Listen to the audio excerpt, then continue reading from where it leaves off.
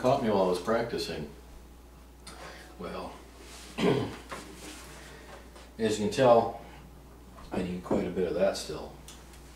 Anyway, I really think it's time we had a talk. Hey folks, Doc back again. You know, when I'm not pursuing the more refined cultural aspects of life, I like to sit down with a good newspaper.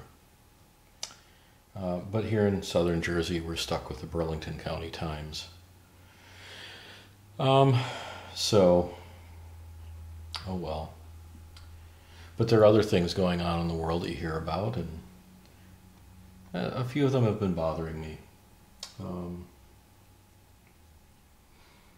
I think one of the big things, actually, one of them isn't bothering me so much as I just find it interesting.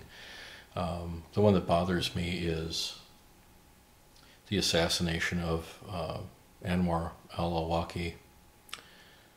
And it doesn't really bother me so much that he's dead. What bothers me is the means by which he was killed. He's an American citizen. I did hear that he may have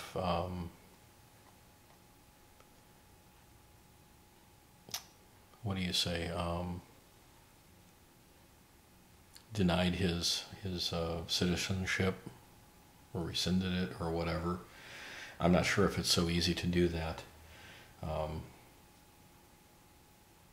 But the fact is, assassination is not something governments should be taking part in, and of course they do. But the point is, they shouldn't. Particularly American citizens. And it doesn't matter if they're in foreign countries or this country. They shouldn't be assassinating.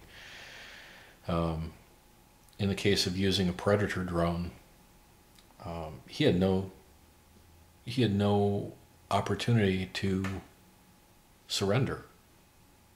If they had gone boots on the ground and gotten him, he may have fought back, but he may have surrendered. This precludes that. There is no opportunity for surrender, and I think that makes it wrong. Just the fact that there was no real due process.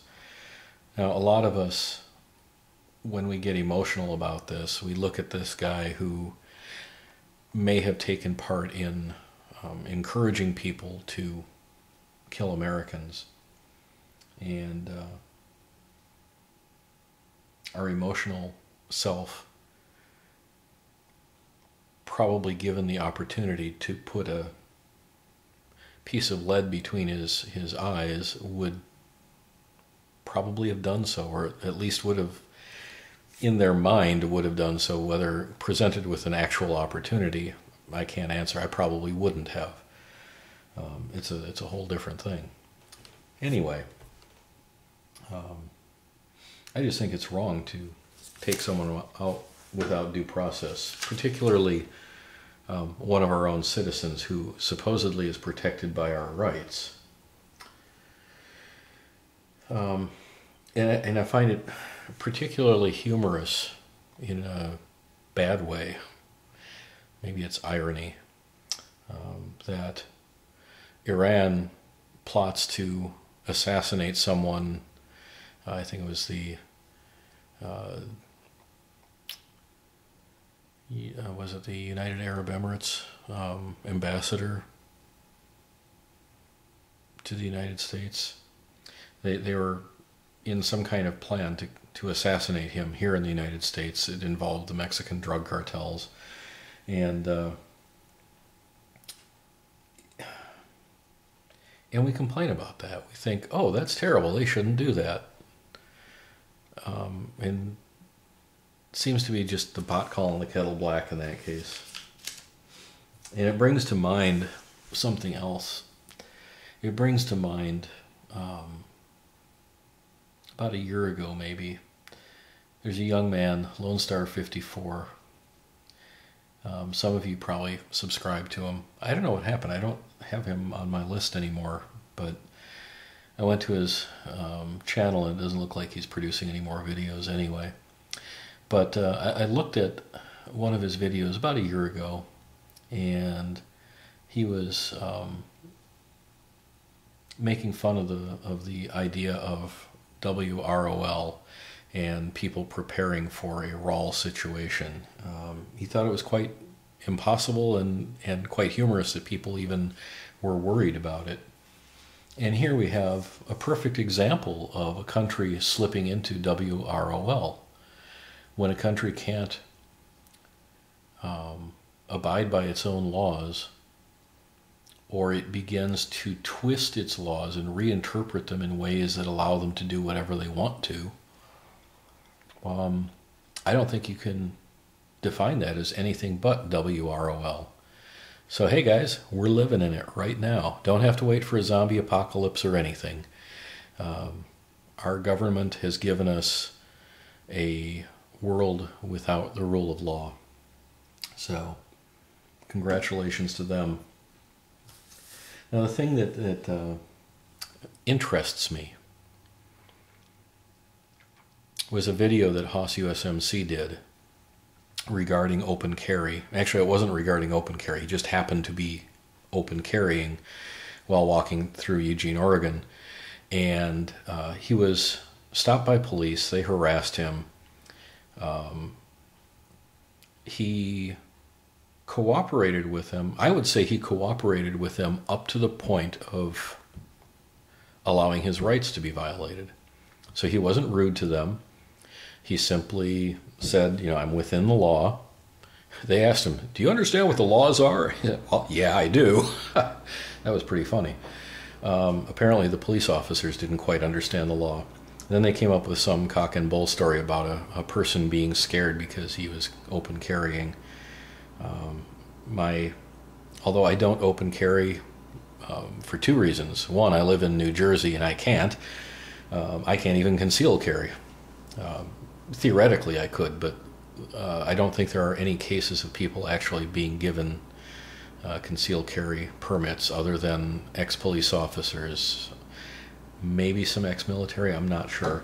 I think you pretty much have to have a judge in your pocket to get one. Anyway, he was being harassed by the police, and he stood up for his rights politely and cooperated as fully as he had to within the constraints of the law. And he didn't give them ID. He didn't. I mean, these are not things you have to do. He was not doing anything wrong, and I commend him for that. Now we have another situation.